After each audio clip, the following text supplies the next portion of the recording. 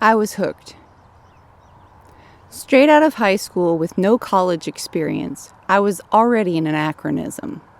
For years, Kentucky had required some college training before a teacher could begin to teach. Gone were the days of passing an examination to obtain a teacher's certificate after passing the 8th grade or graduating from high school. At the time I started teaching, some people were still teaching on those certificates based on their years of successful teaching. Some teachers had life certificates after having 2 years of college. In January 1944, many teachers had been drafted for World War II, and many others had gone to Louisville or other big cities following the high wages paid for defense or war work. My predecessor, a high school acquaintance, had got a job in Louisville during Christmas vacation and did not return. I was a warm body with a high school diploma and no job. Mr. Lewis Arnold, the county superintendent of schools, who had known me and my family for years, contacted me about finishing the school and gave me a job without my passing any kind of examination. We had 5 weeks of school to go, no grades in the grade book, and report cards, and a monthly attendance report from the dread Bird Book, so called because it had a picture of a Kentucky cardinal on the front, due in 1 week. If I had known what I know now, I would have been petrified at the enormity of the task. But with the brashness of an 18-year-old who had been valedictorian of my high school class of 25 souls, and the ignorance of youth who had yet to learn how much I didn't know, I entered the classroom.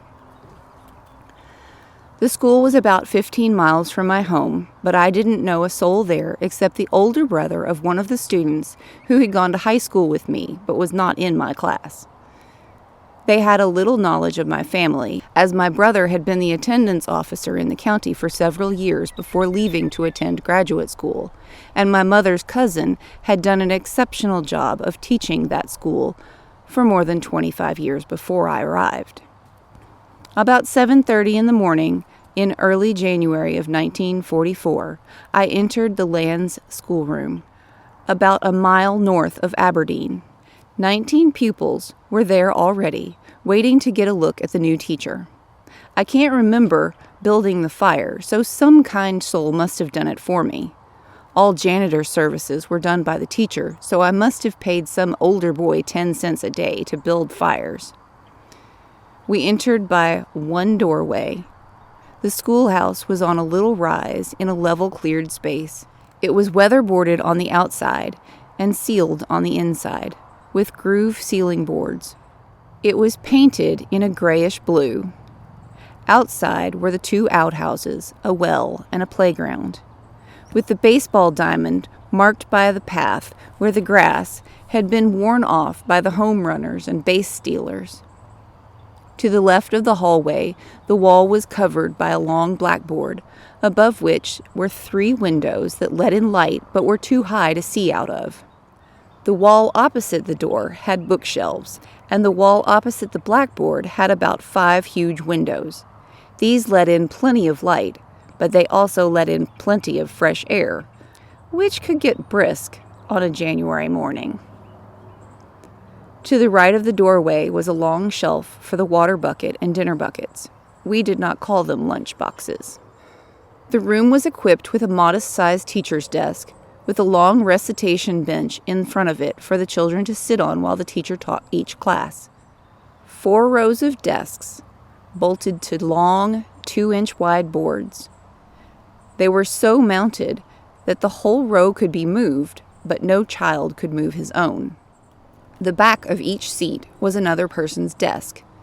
We had holes for inkwells, but no ink. In the center of the room was a huge cast-iron, pot-bellied stove. Having lived in the country all my life, I knew about stoves and their insatiable appetites, especially on cold days. The children were glad to escape the rigors of sitting still and being quiet to take care of the stove's needs. The combination of smells, oiled floor, books, chalk dust, burning coal, freshly washed bodies, starched clothes, unwashed dog, assailed me as I entered my own schoolroom for the first time. This was the same smell I'd known and loved since I was 6 years old.